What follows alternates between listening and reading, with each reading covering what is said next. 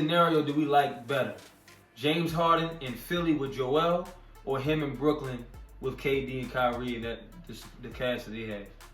Well, I mean, we thought that the Kyrie and KD and Harden situation, I mean, that was a guarantee deal. They would be averaging more points than any threesome that ever been in the game.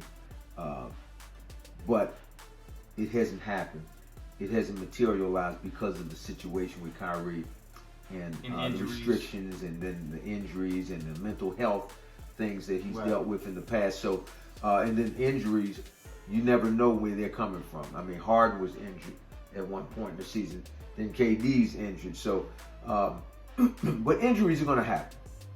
Philly, great situation there. Embiid playing at the MVP level right now. Shoots the ball well, deep.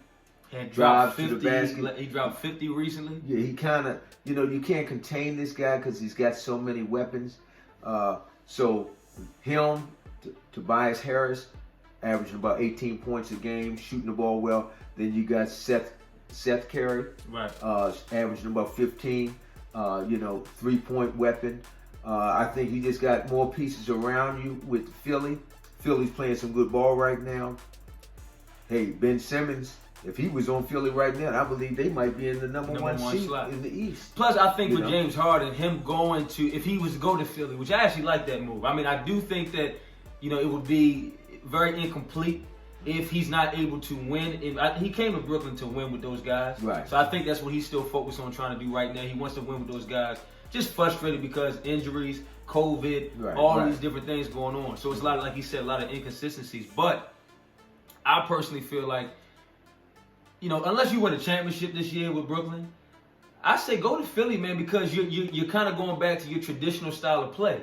Right.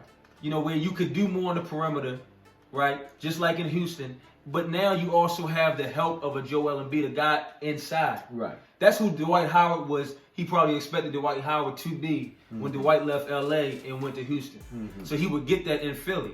So I would personally like to see that. Now, I don't know what that means for Brooklyn. Mm-hmm. For them to play, let's say Ben Simmons is in Brooklyn with them. I think he would be a good fit there because he brings more defense, right? If they can put shooters around him, he's your point guard. He can also play point forward. Right. But I think that with James Harden out of Brooklyn, I still personally think that if KD and Kyrie are healthy and Kyrie is committed, which that's been the question, right? The question mark the last few years. If he's committed, I think you put the right guys around him, they can win the championship. I felt that way before James Harden got there because they had more depth. But once they got James Harden, they had to sacrifice some of that depth. Yeah. I agree. I thought they were ticking at a high level, man, before they even picked up Harden. You know what I mean? Right. With that group of guys they were young guys, man. They ran the floor. Right. You getting the benefit from having a lot of young energy on the floor. Helps out with defense. You're teaching them to be better defenders. Right. But just to get a bunch of firepower and not have the defensive, because Harden's not known to be a good defensive player. Matter of fact, he's uncomfortable playing defense. I mean, he digs down deep just to play defense. If you look at him, I mean, he can play good defense, but he don't. He's giving you more the effort because when he was in Houston, he was always criticizing Houston for hanging court. Right. And that's how he was getting some of those fast break buckets because he wasn't really playing defense. And he had good defensive players around him too over in Houston. Yeah, you had PJ Tucker, you had Eric Gordon, you had guys like that. Exactly. So I just feel like that would be the best move for him.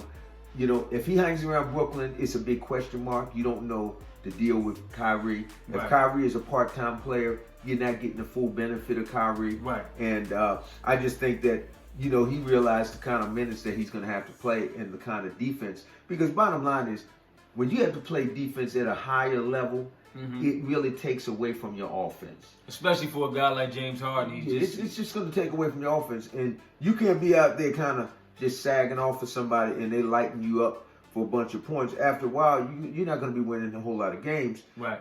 So I just think that's the best deal for him because Philly has some young guys on that team that play defense. And look at the coach. You got Doc Rivers, man. Yeah, Doc Rivers is about business. A veteran coach. And I think, like you said, Harden will get back to what he wants to do, handle the ball and distribute it. And he's already shown in Brooklyn that he is a good point guard. He gets guys involved. He makes teams better. He can make that adjustment, but I think that deep down he likes more the role that he played in Houston, where he's getting up more shots. He's more of in a scoring role, and I think he'll be able to do that on the perimeter in Philly. Now inside, it's like one of our regular viewers said on our last live show. He said, that would be, they're like Joel Embiid and James Harden would be like a poor man's Kobe and Shaq, and that's a compliment.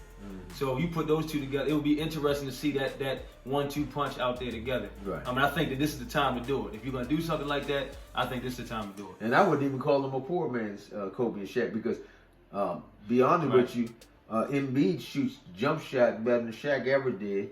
Okay, he plays well around the basket. So.